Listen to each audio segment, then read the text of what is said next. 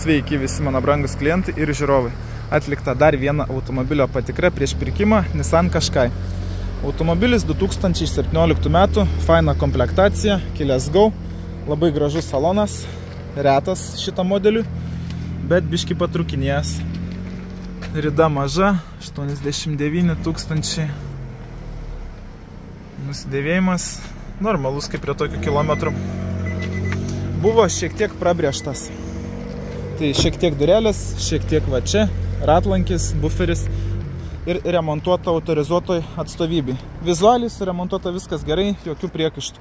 Bet krenta į akis vienas labai blogas ir rimtas niuansas. Kolonėlė vairo 904 eurai.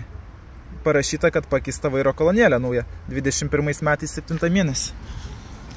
O jūs pasižiūrėkite vairo kolonėlę, ar jį tikrai buvo keista. Jinai garantuotai nebuvo keista, jinai jau dabar šlapiuoja, murzina, apsitepalavus. Tai čia yra reklama, aišku, kad tikrai nebuvo keista. Ne visos autorizuotos atstovybės dirba sąžiningai. Nuo kai kurių reikia taip bėgti toli, neatsisukant, kad net nežinau kaip išsireikšti, nenusikeikus. Tai geriau susirasti paprastus meistrus, kurie dega aistra savo sričiai, kurie gali suremontuoti automobilį ne taip brangiai ir tikrai žymiai kokybiškiau.